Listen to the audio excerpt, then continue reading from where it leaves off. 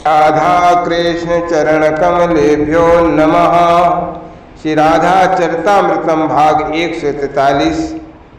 कुरुक्षेत्र में प्रेमियों का महाकुंभ।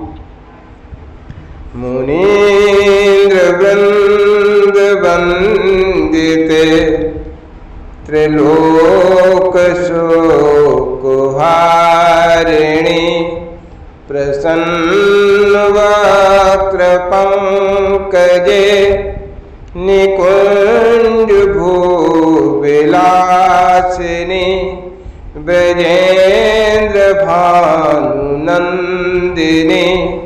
ब्रजेन्द्र सूनु संगते कदा करे श्रीहम कृपा कटाच भाजनम कृपा कटाच भाजनम। महर्षि शांडिल्य श्री राधा चरित्र को आगे बढ़ाते हुए कहते हैं कि हे वज्रनाभ, मैं पूर्व में भी कह चुका हूँ, कुरुक्षेत्र में सूर्य ग्रहण के कारण सब आए ही थे, पर हरिप्रिया श्री राधा रानी भी आ रही हैं। ये जब सुना तो सब दौड़ पड़े थे कुरुक्षेत्र की ओर। अर्जुन तो इसी दिन की प्रतीक्षा में ही थे। इंद्रप्रस्थ हस्तिनापुर कुरुक्षेत्र के पास में ही है, इसलिए पांडवों को आने में कोई दिक्कत भी नहीं थी। अर्जुन ही विशेष आग्रह करके अपने समस्त परिवार को लेकर आ गए थे और साथ में द्रौपदी भी थी। द्रौपदी को दर्शन करने थे श्री राधा रानी के। ग्रहण का स्नान हो गया था, अब बारी थी दान पुण्य इत्यादि करने की। एक यज्ञ का आयोजन भी वसुदेव जी ने रख दिया था, जिस यज्ञ का पुरोहित हम दोनों को बनाया गया, आचार्य गर्ग और मैं महर्षि शांडिल्य। मैं बहुत प्रसन्न था। आचार्य गर्ग और मैं दोनों बड़े प्रेम से गले मिले थे। हम लोगों में विनोद भी हुआ। फिर यज्ञ की तैयारियों में हम सब जुट गए। वृंदावन के शिविर में मैया यशोदा के पास कृष्ण की मुख्य अष्टपटरानियां बंधन करने के लिए गई थीं। मैया यशोदा के आनंद का आज कोई ठिकाना नहीं था। कृष्ण पत्नियों ने मैया यशोदा को सजाया, साड़ी पहनाई, सुंदर से सुंदर बना दिया। अरे मो बुढ़िया को सजाए के कहा करोगे, मैया हंसती हैं। रुक्मणी को मैया यशोदा की ब्रज भाषा बहुत प्रिय लगती है। वो बार बार बातें करती हैं, मैया से फिर हंसती हैं। अरे तुम्हारे छोरा नहीं है, बता दो कितने छोरा छोरी हैं तुम सबके। मैया यशोदा के मुख से ये सुनकर सब हंसी और फिर खूब हंसी।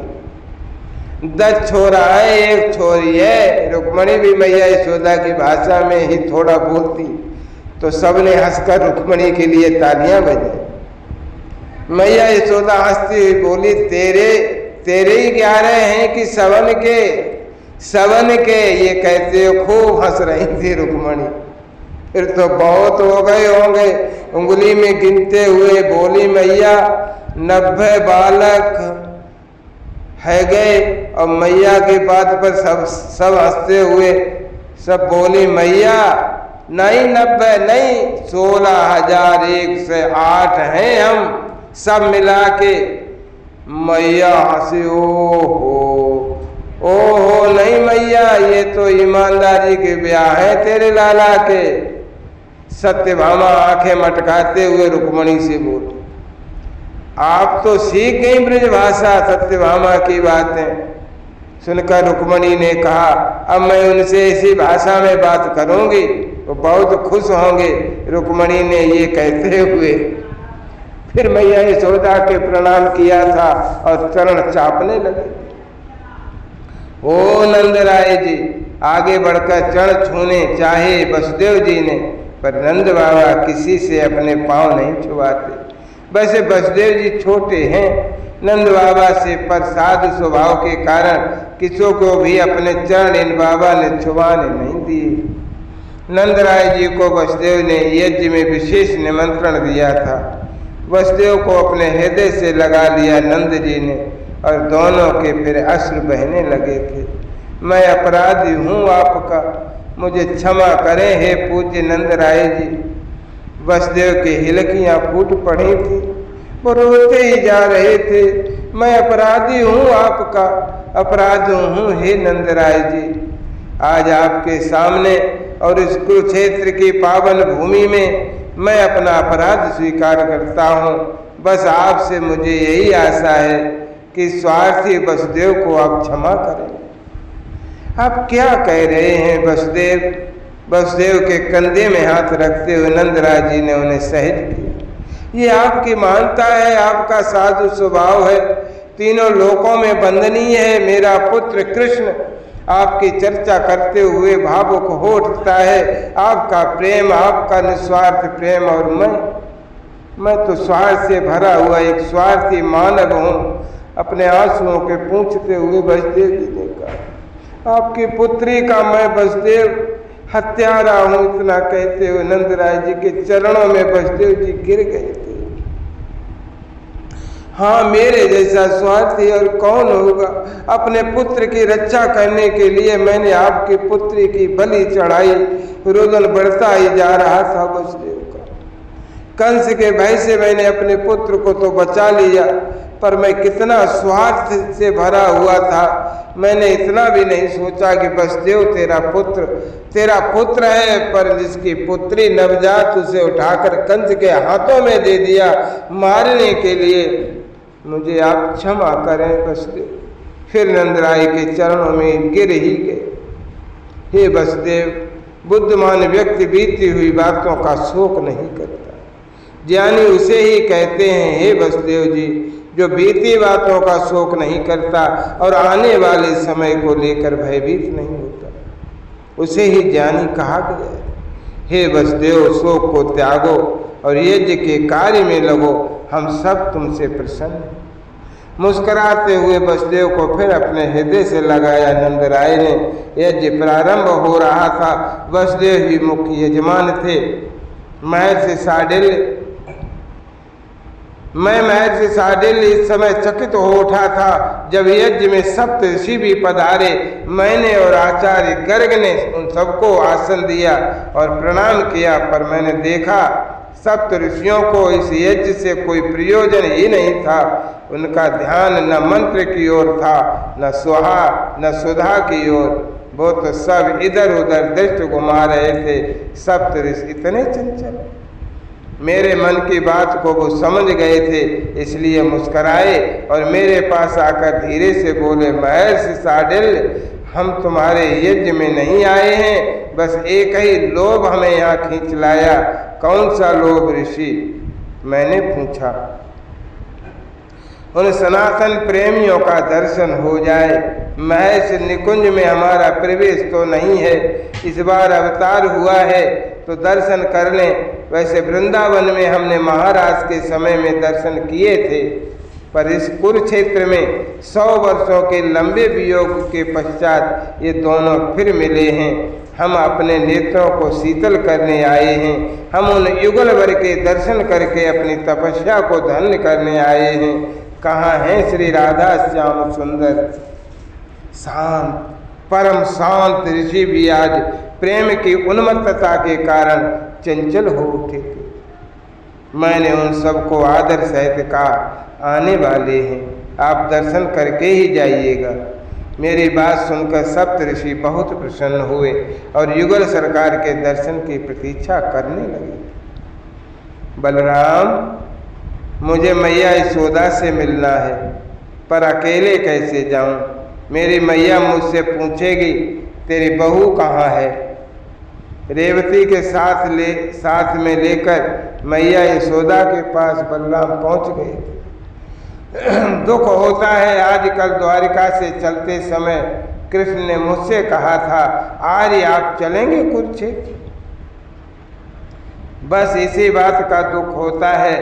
दाऊ दादा कितने प्रेम से बोलता था वृंदावन में, पर द्वारिका आते ही मैं आर्य बन गया। मैं अगर मना कर देता कुरुक्षेत्र आने के लिए तो मुझसे कोई जिद करने वाला था भी नहीं। इसलिए मैंने शीघ्र ही कह दिया मैं तो जाऊंगा। मुझे कुरुक्षेत्र से क्या मतलब, मुझे सूर्य ग्रहण से भी कुछ लेना देना नहीं था, कोई प्रयोजन नहीं था।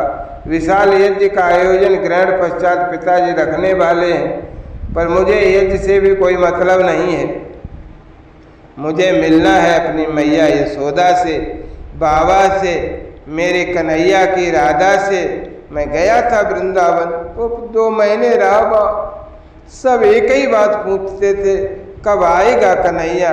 मैं क्या उत्तर देता, सपना जैसा लगता है सब कुछ। 2 महीने में मैंने वो सब पाया जो आज तक नहीं पा सका हूँ। मैं संकर्षण दाऊ। मैया यशोदा ने देखा तो आनंद से बोल उठी। दाऊ और रेवती दोनों ने मैया के चरण वंदना की थी। ये तेरी बहू है?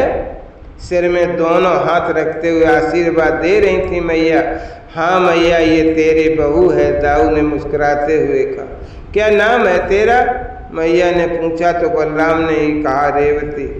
ये गूंगी है? मैया विनोद करती। रेवती धीरे से बोली, रेवती।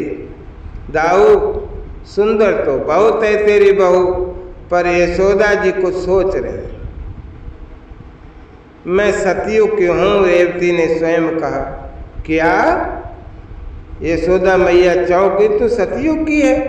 हाँ, मुझे तो पता ही नहीं। मेरे पिताजी रेवत राजा, उनकी पुत्री हूँ मैं तो छोटी थी उस समय। मेरे पिताजी को कन्यादान की जल्दी थी, क्योंकि वो मुझसे मुक्त होकर तब करना चाहते थे। रेवती मैया यशोदा को अपने बारे में बताने लगी थी।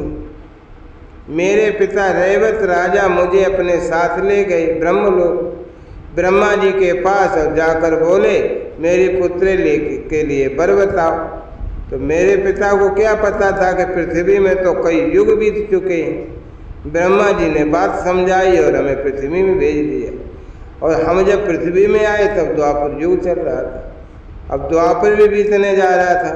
द्वारिका में आपसे मेरे पिताजी मिले और मेरा विवाह हो गया। मैया यशोदा रेवती की बात सुनकर चकित थी। तभी रोहिणी माँ आ गई।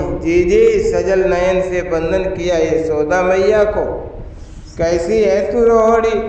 मैया यशोदा पूछती हैं। फिर कहती हैं तेरी बहू तो बहुत सुंदर है। द्वापर युग में कोई छोरी नहीं मिली, दाऊ को सतयुग की ले आए। ये कहते हुए दोनों माताएं खूब हंसती रहीं। यज्ञ में चलिए, आपको बुलवाया है। सैनिकों ने आकर सूचना दी तो चल पड़े सब यज्ञ मंडप की ओर। आचार्य गर्ग ने आवाहन किया वरुण देवता का, पर ये क्या, वरुण देवता तो साक्षात ही प्रकट हो गए थे। कुबेर का आह्वान किया आचार्य गर्ग ने, साक्षात कुबेर ही प्रकट हो गए। इंद्र का आह्वान किया, पर ये क्या, हाथ जोड़ते हुए इंद्र उस यज्ञ में प्रकट हो गए थे। आप सब देवता आसन ग्रहण करें, पर मैं आचार्य गर्ग आप सब देवताओं से प्रार्थना करके एक प्रश्न करना चाहता हूँ। देवताओं ने प्रश्न पूछने की अनुमति दी। सतयुग में इस तरह से देवता अपना भाग स्वीकार करते थे, पर ये तो द्वापर युग है, वो भी खत्म होने को आया। कलयुग प्रारंभ होने वाला है। आप इस तरह प्रत्यक्ष पधारे, कारण जान सकता हूँ? आचार्य गर्ग ने पूछा। हमें युगल सरकार के दर्शन करने हैं।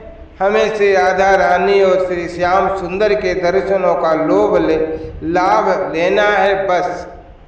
देवता इतना बोलकर मौन हो गए थे कि तभी सामने से आ रही थी नीली साड़ी में गौरवर्णी तपते सुवर्ण की तरह, जिनके देह का रंग है दिव्य छवि श्री राधा रानी जब पधारी और उधर से पधारे श्याम सुंदर, सबकी दृष्टि श्री राधा में जाकर रुक गई थी।